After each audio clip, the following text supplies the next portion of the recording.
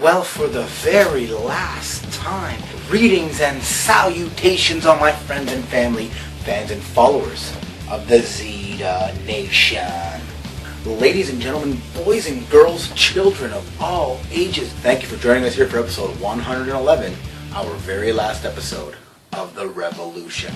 As I have always been, I am your handsome, talented, and sexy host with the most, from the east to the west coast, like peanut butter on your motherfucking breakfast toast, the one-take wonder, the man who will steal your thunder, the one, the only, Emperor Zita! And for the very final time, I am coming to you from the greatest place in the world, the Fortress of Solitude here in Etobicoke, Ontario, Canada, bitches. So, this week it is the final episode of the Zita Nation.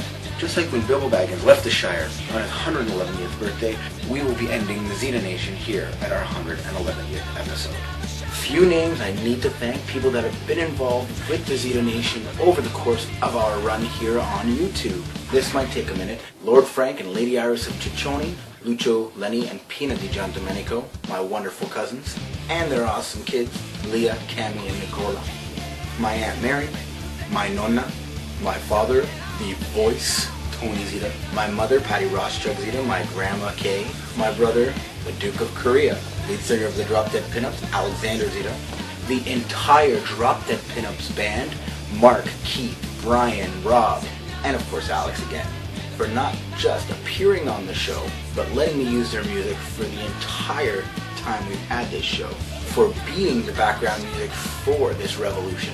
Ambassador Mark LaGrove, MC Donovan Fernandez, everyone from Kelsey's, the girls from Astoria, my boys at the comic shop, Gary, David and Paul Riches, of course Rob and Fred, my boy Big Mike watching over us all, my brother-in-laws, Chris and Gringo, and anybody else that I have forgotten.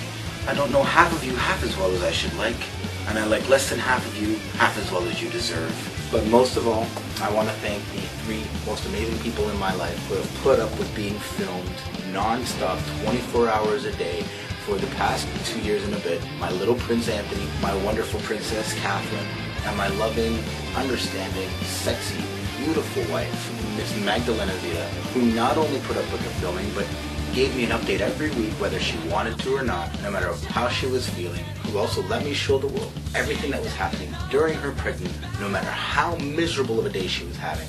And I just wanted to wish her a very happy 3rd anniversary, because it is coming this Wednesday. Queensway Cinemas, WWE, Marvel, DC Comics, and honestly, Zack Ryder for being the inspiration for me starting this show. One day, I do hope to meet the man and shake his hand. But most of all, I want to thank all of you out there for letting me show you what my Zita Nation would be. Thank you for joining us, for all of the trips we went on, to the movies we went to see, for watching my children grow up right in front of your eyes, listening to my rants, and staying tuned this entire time.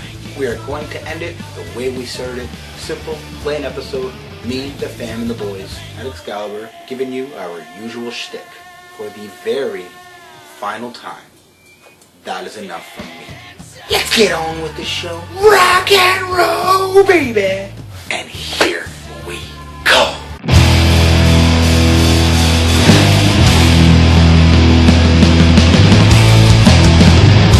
Where do we begin? It's been an awesome 111 episodes. It's been an interesting time between Katherine growing up and then watching Anthony's first year and a half. Anthony's entire life from the time he was conceived to the time he was born. Now he's almost a year and a half old now, so it's been quite a long time. Just on the verge of running. We've got 12 teeth. We're still waiting for English words aside from uh-oh and woof woof and no, mama, papa, here and there the babbling. I can't say that I will miss the camera following me all the time, because I'm not. I'm looking forward to my privacy. It's been a good 111 episodes. My favorite thing on the show would just have to be Katherine and Anthony and watching them develop, learning new things. Because Katherine was really young when this show started. It's just watching her grow into a little person. And then Anthony from like birth until now, and like first words, first steps. There's quite a few firsts on the show. I'm so gonna enjoy my privacy and not being filmed every single day. So as much as I'll miss it, I'm gonna enjoy my privacy more. So thanks for watching. Thanks for your support, and apparently who knows what will happen in the future, but you won't see me in any future shows. See you later.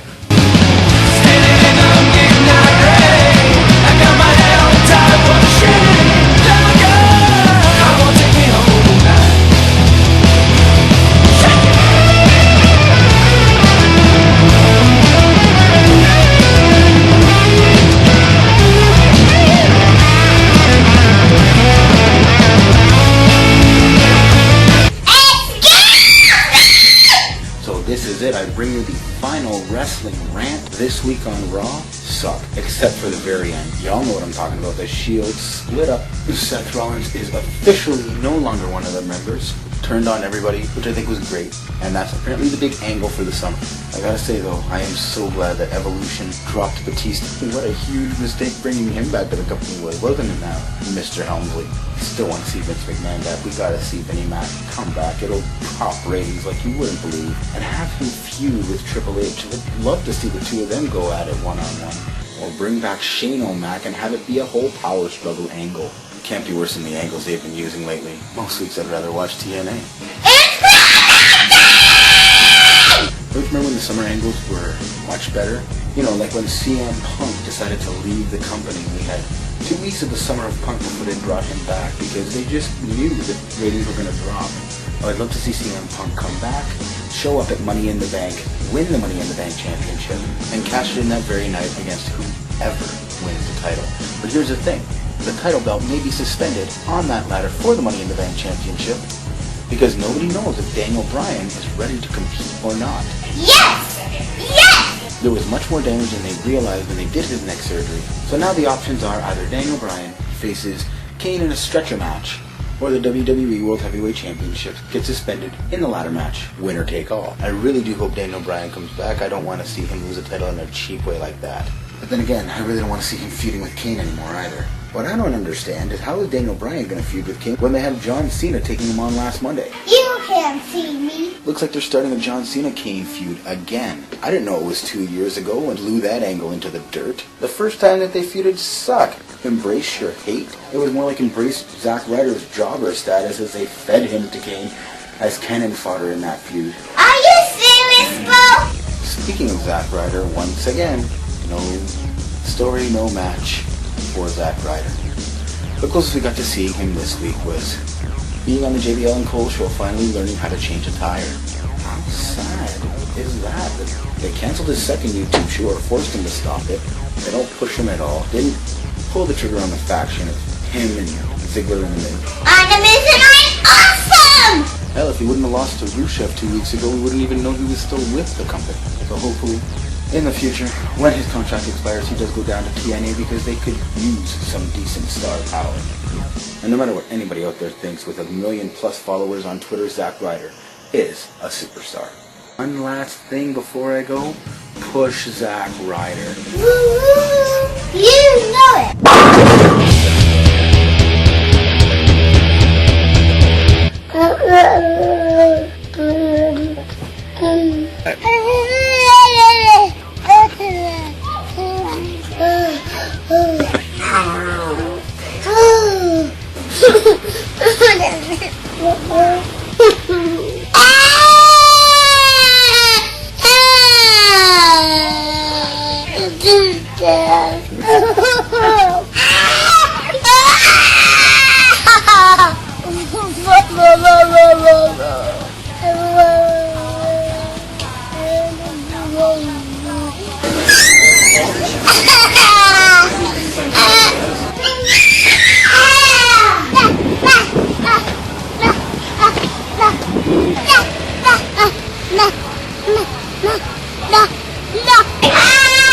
I have a cigarette to ease my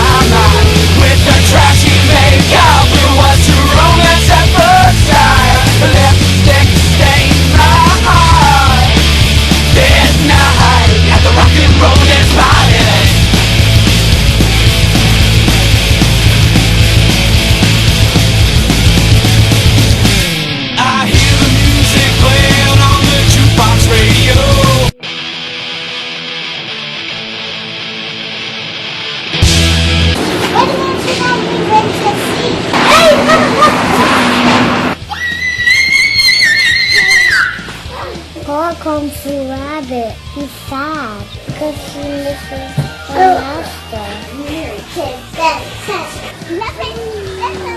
Look up there, it's a sheepy store. A golden apple. Fire down! Because it's warm. Good. Gotta get that horse. A purple sword from you. And this is a sword too. And this is what it's supposed to be on. But not that. We'll always forgive you.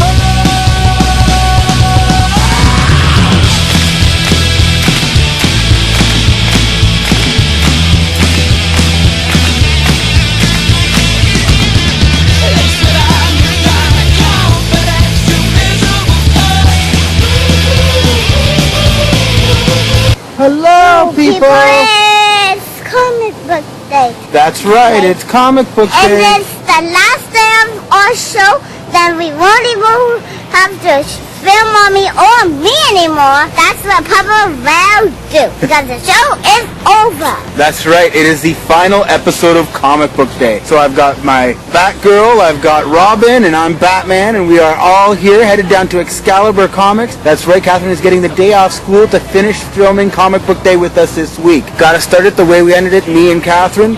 Definitely headed down there. We're going to talk to Rob and Fred for the final time today. So we're going to talk to the guys, find out what's going on, and we will... See you soon, people. See you soon, people. I didn't know it was going to. So we have made it down here to Excalibur Comics for our very last Comic Book Day. Me and the Munchkins are headed upstairs.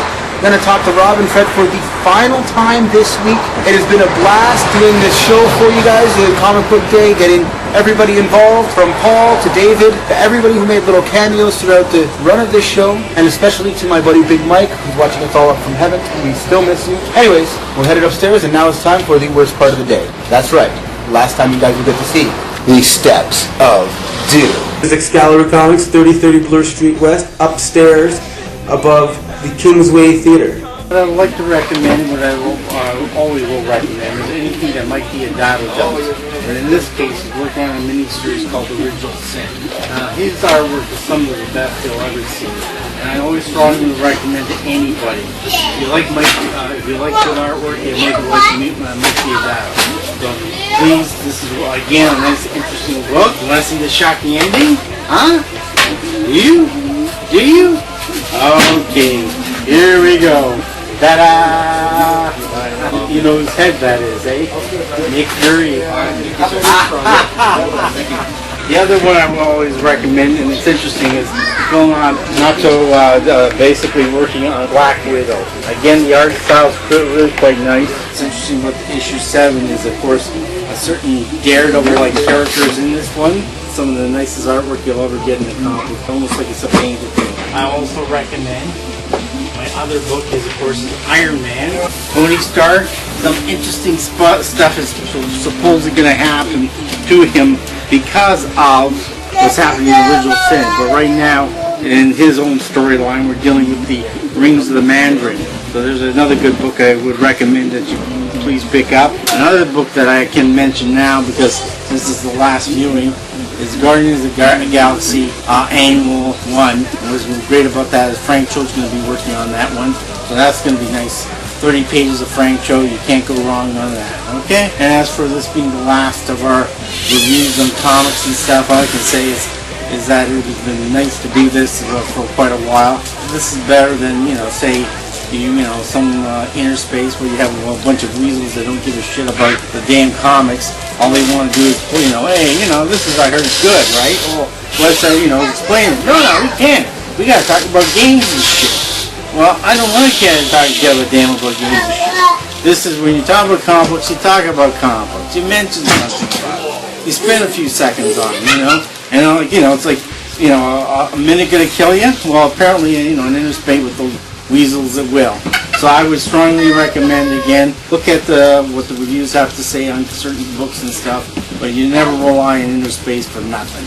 Oh, look, Rob's now got 2 assistants. So many different things to affect your thoughts and heart and soul, but the main thing is to always remember, I think, to love your family and friends.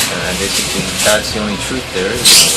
Everything else from the media, the papers, to even the movies and TV shows, it's nothing. That's not real. It's living in our reality, our friends and family. That's good. Yeah, I guess they control everything, elitists. So we can't control that, but we can control our thoughts, who we love, and who we are. All the conspiracy stuff is all good and interesting, but it's not to affect you negatively or whatever. You still have family and friends, and that's the main thing in life.